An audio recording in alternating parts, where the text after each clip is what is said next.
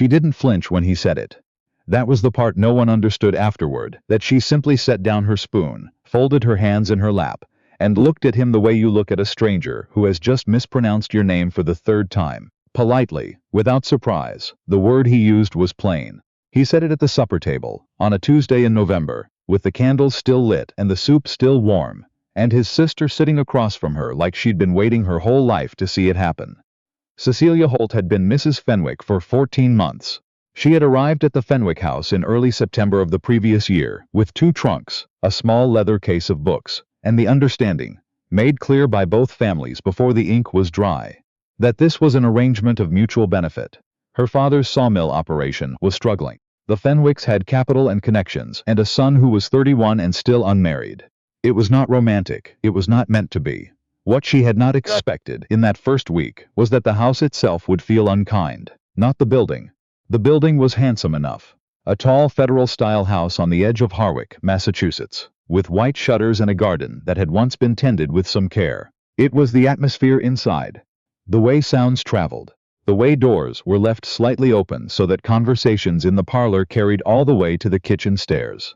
Her husband's name was Grant Fenwick. He was a quiet man, not ugly, not especially warm, with the kind of face that gave nothing away. The sort of face that would look exactly the same at a funeral and at a county fair. He had shaken her hand at the wedding, as if they were completing a business transaction, which, she supposed, they were. He was not unkind, in the beginning. But his sister was another matter entirely. Prue Fenwick was 35 and had never married, and she had lived in the Fenwick house for so long that she had stopped behaving like a guest in it. She moved through the rooms with a proprietary ease that Cecilia found unsettling. Opening cabinet doors without asking, redirecting the housekeeper's schedule without consulting anyone, appearing in doorways at unexpected moments with the particular expression of a woman cataloging damages. From the first week, she made her preferences known through omission. She would address Grant directly when Cecilia was standing 2 feet away. She would compliment the table arrangement, and then, in the same breath, suggest something different. She called Cecilia your wife when speaking to Grant, as though the word were a category rather than a name. Cecilia had made a decision early on. She would not engage. She had read enough to know that a woman who argues with her husband's family is always the one who loses, regardless of whether she is right. So she smiled when smiling was called for, excused herself when excusing was prudent, and kept her opinions folded neatly inside her chest like letters she had written but decided not to send. She wrote to her mother in Linden Falls twice a week. She tended the upstairs garden boxes even after the frost came. She learned which floorboards creaked and which ones didn't, and she chose her paths through the house accordingly. It was a small life, but it was hers. The mill question came up in October. There was a parcel of land to the south of Harwich, about 40 acres, that had been disputed between the Fenwick family and a neighboring operation called Caldwell & Sons for the better part of a decade. Cecilia heard about it the way she heard about most things in that house. Imperfectly, through a half-open door. She had, in fact, some knowledge of mill disputes. Her father had navigated 2 of them during her childhood, and she had spent enough evenings at the kitchen table, with survey maps and county deeds spread out between the breadbasket and the lamp, to understand how these things worked. She had once, at 16, found an error in a boundary reading that her father's solicitor had missed entirely. Her father had laughed and called her his little land surveyor, and then, because he was her father and it was 1863, hired someone else to verify it anyway. She mentioned none of this to Grant. He had never asked. There were things she had learned, in 14 months of marriage, that her husband did not particularly want from her. Opinions on business. Commentary on decisions already made. The sense that she understood something he did not. Grant Fenwick was a decent man in the way that a well-maintained fence is decent, functional, reliable, and absolutely uninterested in being climbed. Prue, for her part, was deeply invested in the mill question. Cecilia could not tell whether this was because Prue genuinely understood the business, or because involvement in the business was the only power she had left in the house. Either way, she attended every discussion with the posture of a woman who had earned her seat and meant to keep it. In mid-October, Cecilia found one of the disputed survey maps left out on the library table. She recognized the notation style. Old Hampshire County formatting, the kind her father had dealt with. She stood there for a long moment, alone, and read it through. She saw the problem within 2 minutes. The eastern boundary had been marked from a reference point that no longer existed. A mill wheel that had been torn down in the flood of 1849. The entire claim rested on a measurement that was effectively pointing at water. She set the map back on the table. She went upstairs and wrote a letter to her mother about the first frost. November came cold and early. The dinner on the 14th was not a formal occasion, just the household, which meant Grant and Cecilia and Prue, and a man named Aldous Merritt, who was some kind of associate of Grant's and was passing through Harwick on his way to Portland. He had the manner of a man who found everything mildly amusing, which Cecilia found either charming or exhausting depending on the hour. The soup was potato.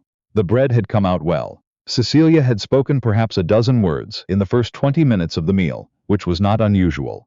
She was not sure what had prompted it. That was the thing she would turn over in her mind afterward, searching for the cause.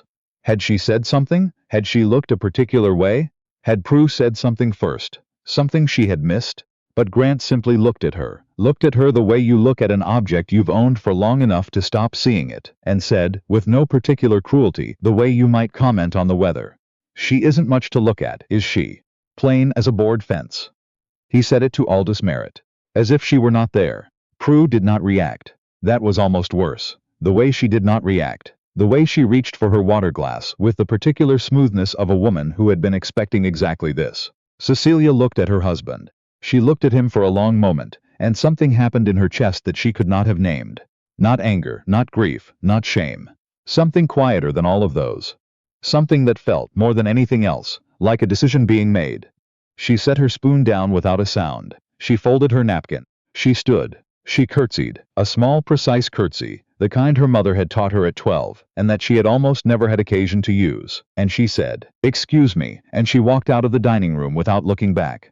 She heard Prue say, behind her, "Well." She heard Aldous Merritt clear his throat.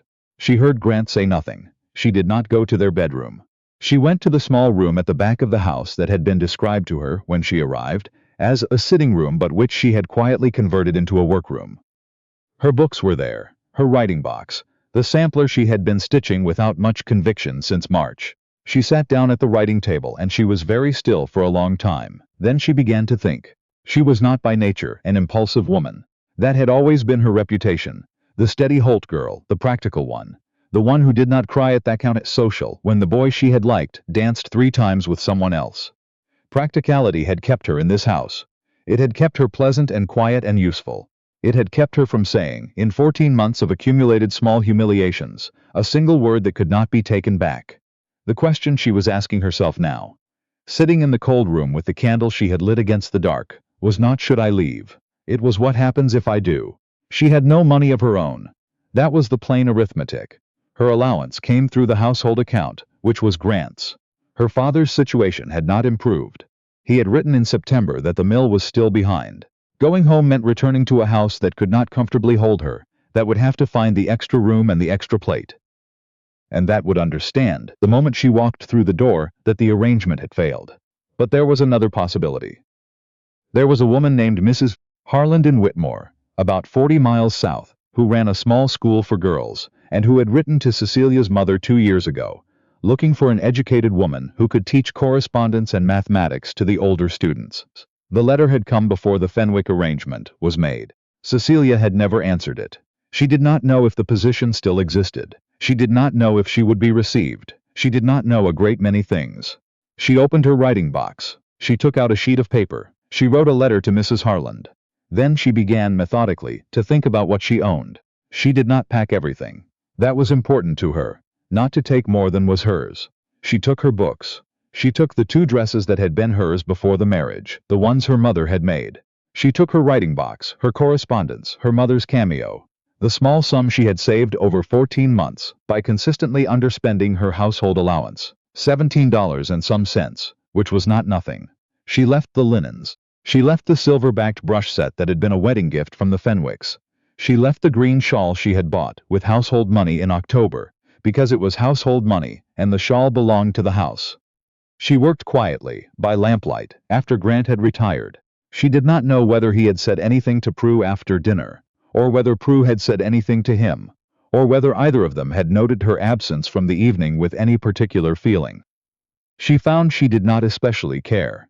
She sat down once, in the middle of packing, and held her mother's cameo in both hands for a moment, just a moment. Then she kept going.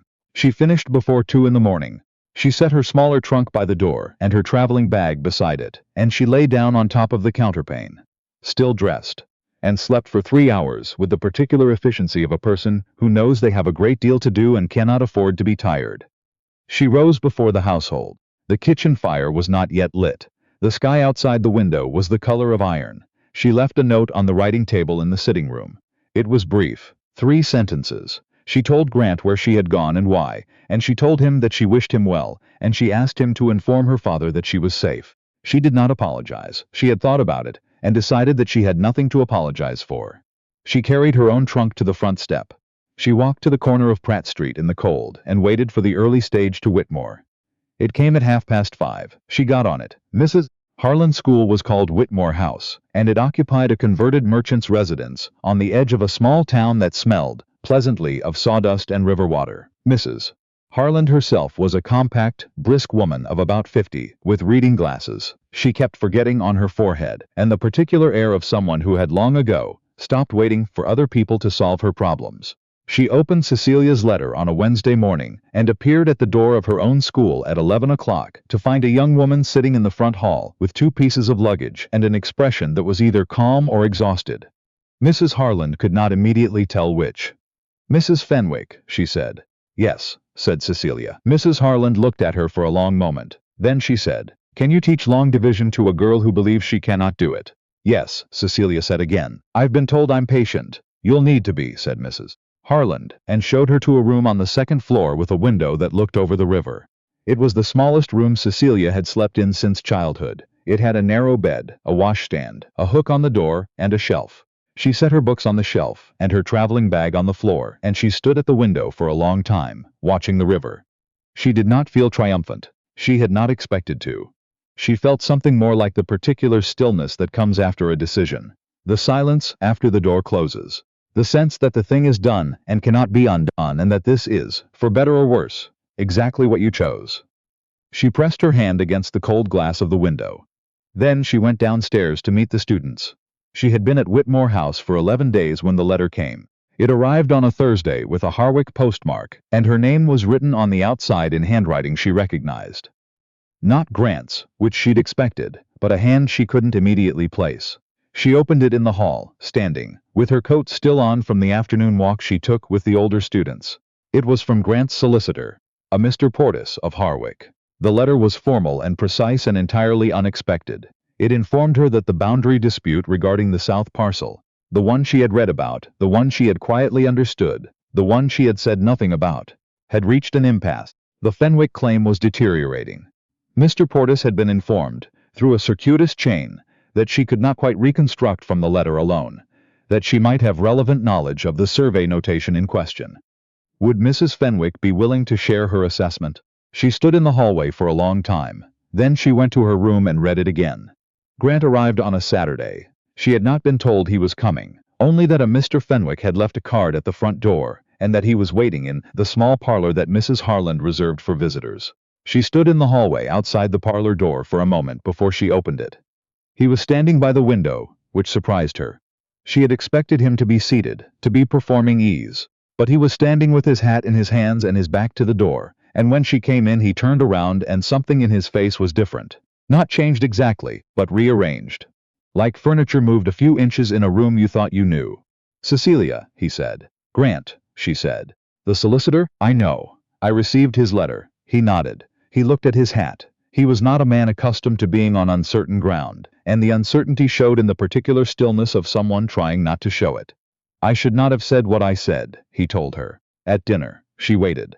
"I don't." He stopped. "I don't know why I said it. That's not true. I said it because Merritt was there, and because Prue had been at me all week about the business, and I was—" He stopped again.